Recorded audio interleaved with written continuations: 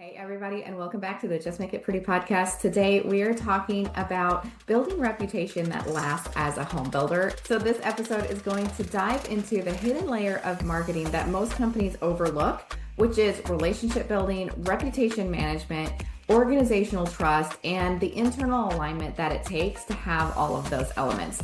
So I'm going to be sitting down with a guest today to talk through why some builders thrive through the uncertain process of building a home, while others have their clients spiraling into blame, confusion, they have disconnected teams. So if that sounds interesting to you, please stick around. I think it's going to be a great conversation, and I can't wait to get into it. Welcome to the Just Make It Pretty podcast, the marketing and mindset show for home builders and beyond. I'm your host, Sarah Haynes, and around here we go beyond pretty pictures and we get honest about what's working, what's not, and what it really takes to build better brands, better experiences, and better teams. You'll find creative ideas, practical strategies, and conversations that actually matter. I'm so glad you're here. Now let's get started. So today I am joined by Amanda Biffle.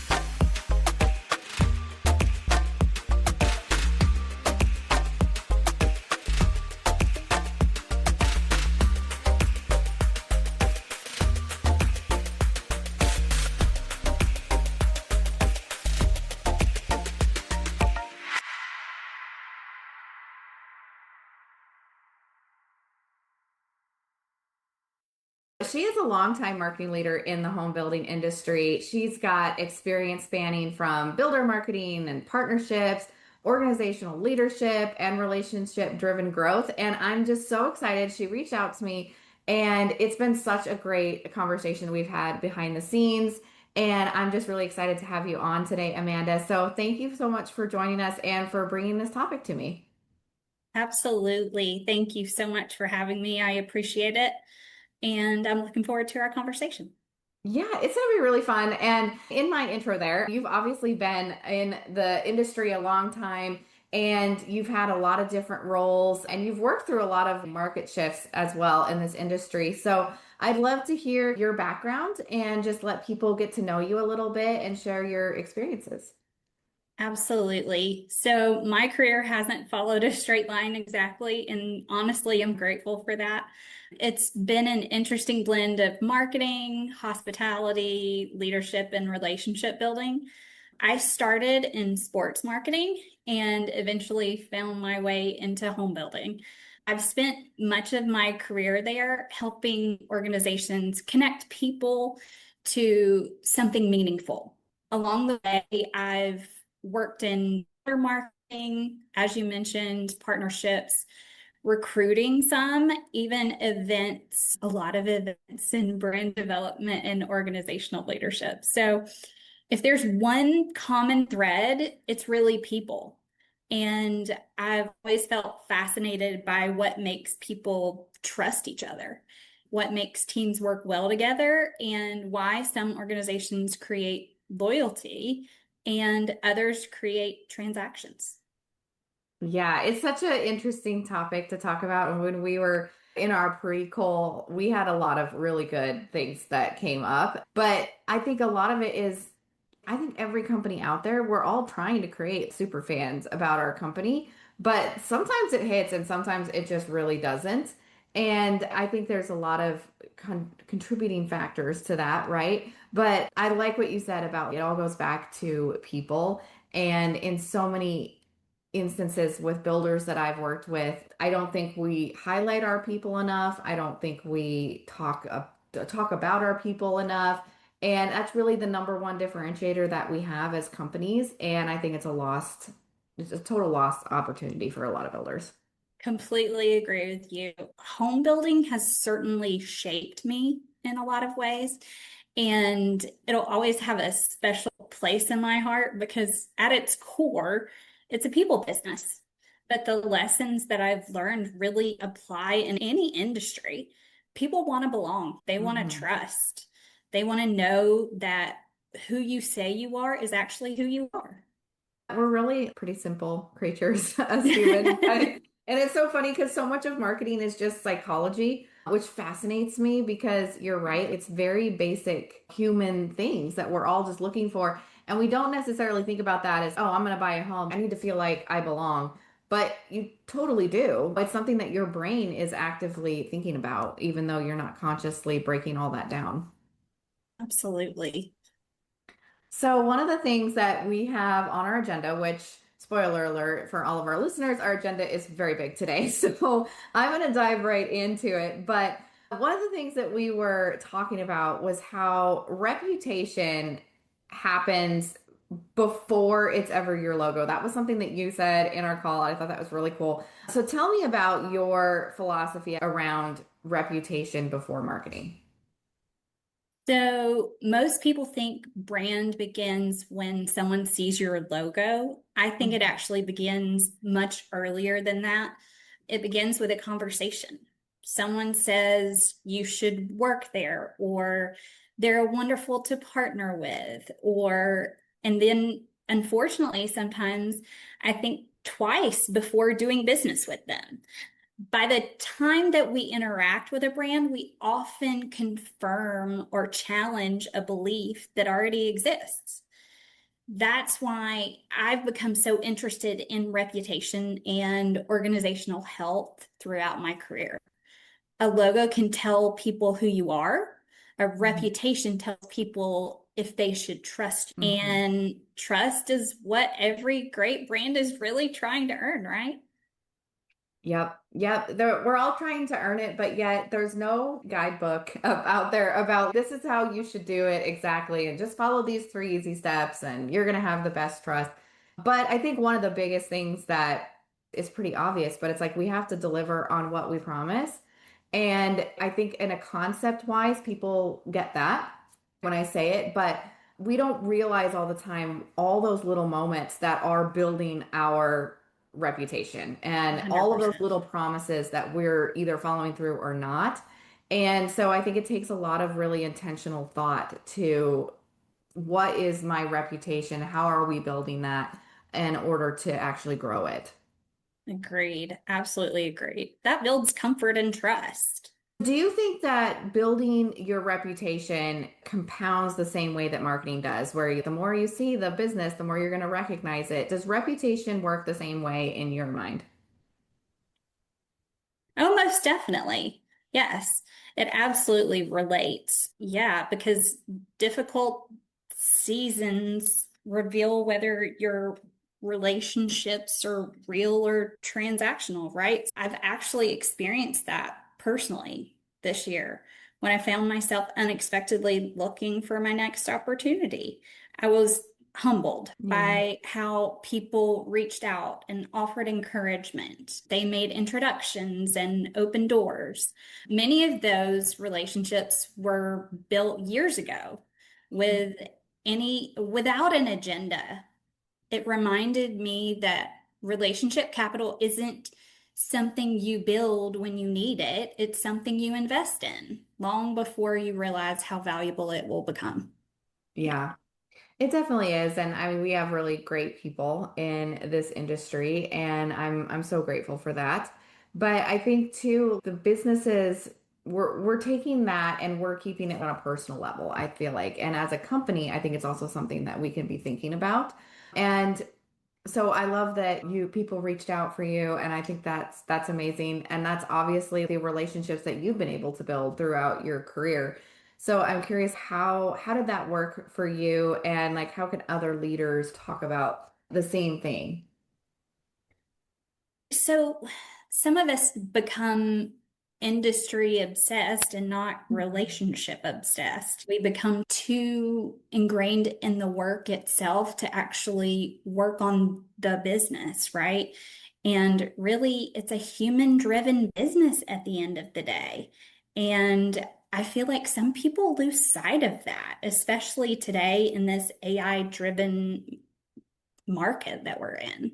It just takes being intentional. And I think it that happens in our companies as well as outside and as you're networking with other professionals. But I find that a lot of leaders were so busy that we don't Mm, necessarily always notice. Maybe mhm. I'm making an assumption there that it's busyness, but we're not focused on our internal culture enough, I don't think. That's absolutely right. And our culture is a representation of our business. It all works together, right? So Mhm. that's our brand, that's who we're speaking as, but it's also building our business at the same time. So marketing pushes and brand pulls and reputation and brand, that's all part of that connective tissue. I like that. I like thinking of it that way. So break that down a little bit more for me. Your reputation, the push and pull. How does that kind of interact? So marketing works in tandem with your brand, but I've always felt like because your reputation comes before you actually see anything, interact with any of those businesses, that can be the most important part. Because if we're trying to market an organization that hasn't developed that reputation, then it's futile. We have nothing to stand on at that point. Yeah, definitely. And so why do you think that's something that most people, I just don't hear a lot of people talking about it in that way. Do you have any theories on why that is? Maybe, I don't know. I don't know. That's a really good question. Maybe because we don't want to get vulnerable about the organization itself, about the people and the relationships that we're developing. I think a lot of that has to do with the fact that some organizations, I hope that we're all building on top of our values, but some of them are just publishing them and not ever living by them. And that's unfortunate because Yeah. when you build on your value and your mission and your vision grow from that, your employees, your coworkers, counterparts, they believe in it. It's kind of like Ted Lasso, right? You have to instill that before you can actually market it because you have to live in that culture first so that they have established that belief in what we're all working towards. Oh gosh, I love Ted Lasso and it's such a good show. And I came to it so late. I binge watched all of it after it was all out. But it's so good. And I feel like a lot of people, whether it's like you said, I definitely think that's true. It's the vulnerability. But I think we don't start thinking about these things until it's almost too late. Like, Yes. if, oh, everything is now on fire. So now let's go back and work on our culture. It's not that you should have done that months ago. Yeah. So I think the fires are hard markets, business struggles, and Mhm. even I see a lot of companies that are they just checked the boxes when they were setting up their brand. So it's, oh yeah, we have core values. Yeah, we checked that Mhm. box when we Mhm. did our brand guide. But it's that's where it stops. And so when they go to pick it up again, it's like you've already ingrained a lot of bad habits. Completely agree with you. So let's talk about some different relationships within the home building industry. One of them is the relationships between home builders and realtors. I think this can be really good sometimes, really not so great sometimes. It's got a weird stigma around it. So what talk about that a little bit and what about makes those relationships feel more comfortable and how we can nurture those type of relationships as home builders? Sure. I think for me, it starts with helping people feel at ease. I think sometimes we approach business relationships like everyone's supposed to be performing. We show up with our pitch or our agenda or our talking points. But some of the strongest relationships that I've built, whether with realtors or partners or colleagues or customers, even, Mhm. started when the conversation stopped being transactional and it became human. Because not everything is tied to a transaction, whether or not we think it is or not.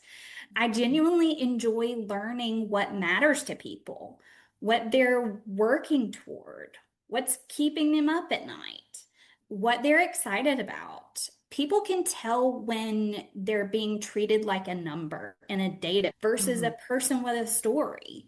I have found that trust often grows in those tiny moments, right? When someone realizes they're being seen and not managed or not just found as useful, if that makes sense. Yeah.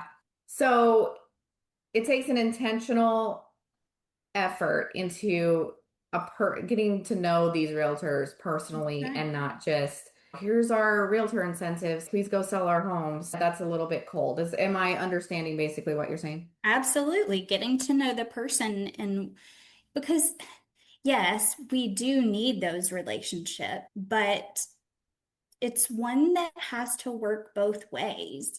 And I think we all want to be seen and heard and known more than anything. It really is that simple. And just showing that you care. I feel like a lot of the ways that you can show this with anybody, customers, realtors, anybody, is in these small details. We've got water for you when you come into the sales office. We send you a card on your birthday. It's not a lot of things that are going to take a lot of money or a lot of time. It's just small things to be like, hey, you matter to us. Agreed. And it could be drop off a gift once a month or drop something off that it could be generic like that, but at the same time, it could be even more thoughtful. That person, if you've had that relationship for a while and things about them, sure. I think it would be best if you spoke to that, but not just spoke to that, acted on it. So people Mhm. appreciate taking action. Now, let's talk about another relationship that I know a lot of our listeners have, and that's with vendors. And I come from the vendor side, so I know what it feels like from our side, right? And so sometimes it can feel a little bit strained, or if you're looking for somewhere to point the finger, it's an easy out. Sometimes it can feel like that. Not always. We have great partners, so I luckily don't have to worry about that too much. But let's talk about the vendor relationship and how to really create true strategic partnerships with people that aren't inside of our company, but we work with every day. Sure. So there's also a difference in your relationship with that vendor or partner. A vendor helps you complete a task. A partner helps you solve a problem. Some of the best partnerships that I've experienced were the ones where both sides felt ownership. We weren't asking, what do I need from you? We were asking, what are we trying to accomplish together, right? That's a very different conversation, especially when we all know that we're working towards the same goal. That happens on both sides too. The vendor has to come into this relationship with that in mind. We are creating a partnership. What matters to you matters to me now, and working together. So I do want to stress that that's not something like builders just need to get their act together and be nicer to vendors. It's truly not. Both sides have a really big part to play in creating a successful relationship. Completely agree with you. Couldn't agree more. What other relationships do you feel like we should focus on building as companies and as leaders? Did I miss anything in those categories that I pulled up? As coworkers, it's important to talk about that as well in our relationship with our coworkers. If you have established that within your organization as a piece of its organizational health, I feel like that is of utmost importance. And I we're not just talking about on the builder side, we're talking about everywhere. It isn't separate from business performance, it creates business performance. The internal relationships, you can have that relationship, you can create a good strategy, but if trust inside the organization starts to erode, execution becomes incredibly difficult. Yes. So where do you feel like those relationships start? Do you think that's a leadership job that we need to be bringing that up or facilitating it? Or do you think that's on the individual level or maybe somewhere else? I think the onus is on the organization to establish that culture itself where you feel like you're a part of an organization where vulnerability is not just comfortable, It's not just accepted, it's encouraged. And that's why, that's how organizations can grow, right? If we're being more vulnerable, that means we're more comfortable having the conversations where there's tension in the room. That tension, I have to say, I've come a long way. I used to be someone who just cowered in my shell when it was time for those conversations to happen. But I've really come to learn that the best ideas, the best promotions, the best campaigns, all of that, the best overall business ideas tend to come from those rooms where there's some tension and especially the ones where we're comfortable staying there until everyone is heard, everyone wants to share, but at the same time, I might walk out with a different opinion than I walked in with. That is a hard thing to learn. I feel like I always want that comfort of everyone agrees and we're all happy because we're all on the same page. And that's great in certain circumstances, but when you're trying to really innovate and come up with new ideas, this is something that my partner, Sherry Morton, she really pushed with me and she really explained really well because she truly believes that like when there's some disagreement and when you can argue things out and bring different perspectives together, that's where true innovation happens. And so she celebrates it every time that happens. And I've changed a lot. I've grown a lot, but that was really uncomfortable for me in the beginning. And I was like, oh my gosh, nobody agrees here. What are we gonna do? Agreed, agreed. I think we share that, but I think as we get older and share Mhm. those same rooms with people who are very passionate as we are, Mhm. and the more comfortable we get in sharing our ideas, but also being vulnerable when, you know what, I accept that it's actually time to move on from my idea because now's not the time, or they actually have a different perspective. And I think that's how we should lean today. You never know. Yeah, it takes mutual respect. It takes some bravery on your part. And it Right. takes, yeah, like you said, that vulnerability, just the ability to be wrong, to be like, yeah, you know what? Actually, you're right. That was actually smarter. And I don't necessarily think it's always about the smarter decision. Maybe it's just what's right at the time. So when you look back at your career, what relationships or cultures shaped you the most, and what made those relationships last? So I have to laugh because in hearing you say what in looking back at my career, I hope I'm not looking back at my career. Well, the things that happened before in your career, you're gonna look forward to. So what you're asking, what relationships have shaped me the most? Yeah, brought you to this point. I would say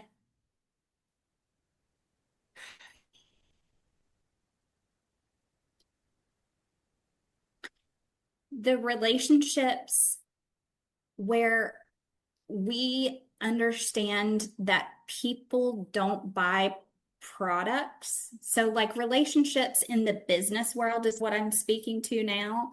They don't buy products, they buy confidence, they buy certainty, they buy trust. Even technology has changed dramatically over the course of my career, but human nature really hasn't. But people buy people. So why relationships still out they're outperforming anything, right? They're outperforming the transaction. They're outperforming all the things within this world itself. It all comes down to human interaction. And if someone has been honest enough with me that they can share their ideas from an authentic perspective, that's where I find that relationship to hold the most power because we're in this together. And if I'm comfortable enough to share with you and you're comfortable enough to share with me, then I think there's a bond that's formed there and it can stand the test of time. I agree with you. I think I wonder, so here's my question for you. I wonder how in marketing and in our businesses, we've become so focused on metrics and analytics and things that fit on spreadsheets, right? And so, how do we pull how important this is and how do we quantify it for Hmm. leadership? And because it's not going to show up on our spreadsheets, but it's still so important as you've demonstrated today. We definitely underestimate trust. And like you said, it's difficult to measure. We can measure clicks and conversions and traffic and revenue, but trust you can't really put on a dashboard. When I look back at the healthiest organizations that I've worked with, trust was almost always present. People felt safe sharing ideas. Customers become advocates, right? Those are your brand ambassadors. Partners stay engaged and teams move faster because they weren't spending energy protecting themselves. Story brand is a method and a methodology that I lean on sometimes. And it talks about positioning yourself as a guide. And guides are only effective when people trust them. That's Mhm. true whether you're marketing a product or leading a team or building a company. Trust doesn't eliminate problems, but it changes how people move through those problems together.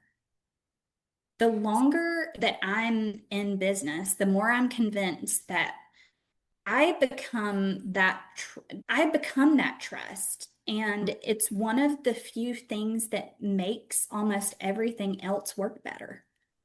So, how did you learn about the story brand and how did you apply that in your day to day?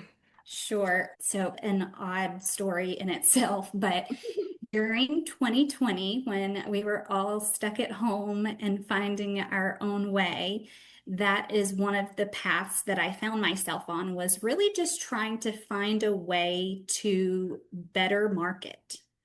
And I truly believe that storytelling and story sharing is a very effective way of doing that. And I came upon Donald Miller and Story Brand as I was doing some research, and I got so into it. And I use it every day, just about every day of my work life, every day of my personal life, because it really can be effective in multiple avenues. So. So, basically, sharing stories equals creating those relationships is how you're using. Sure, but I think really the root of it all is that when, like in a movie, like if you're watching a movie, most effective movies have several integral parts. One Mhm. of them is that there is a hero in the story. One of them is that there's a villain, and one of them is a guide. And typically, there's a path that we all go on to get to that end result. But the most important person isn't you, you think of yourself as the most important person in a story typically. The way we Mhm. need to retrain our brains is to make sure that we're seeing ourselves as the guide every time in that story. Okay. Yes, all those people out there with was it main character syndrome or That's something? right.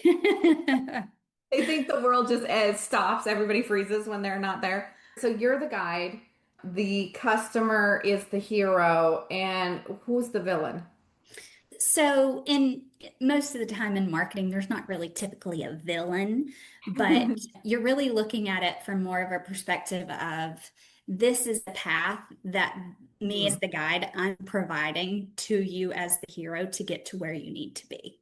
We know that our buyers are there because they have a problem. So whether that problem is their home is too small or they're moving across the country or if we're selling a different type of product, like whatever that problem is that you solve, I think, and I don't know, this might be not accurate, but I think of that problem as the villain. We're going to take you on this path to solve that issue that you have.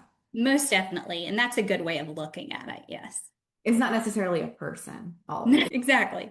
Yeah. Okay. Cool. I love that you took that concept and used it in your day-to-day life, in your marketing. I think it's something that a lot of people can really grasp. We understand that analogy of this is how a story works. And when you watch a movie, this is what happens. And I think there's a lot of opportunities for us to pull that into our marketing, like in our copy and our social media. Do you have any examples or ideas on ways that people can do that, or maybe things that you've done in the past of how you've used that concept? I can just tell you that one of the easiest ways to use it now is you can use it, and I'm giving away my secrets here, but the simplest way to do it is to go on your favorite AI platform and say, this is the project that I have. Help me create content, create a landing page, create whatever. Use a story brand framework or provide a story brand touch to the copy that I'm providing, edit it with a story brand touch. And that's literally how I use it every day. That would be so helpful. And that would work for social media posts, for a landing page, for a website page, for an ad, even email. You could do that for anything, really. Yes, most definitely. Even as simple as, or on a personal level, I helped a family member coordinate a wedding, and you can do it in pieces for personal elements in your own very own life. Nice. That's so cool. How did you pull it in for the wedding, if you don't mind me asking? No, Did it's you? okay.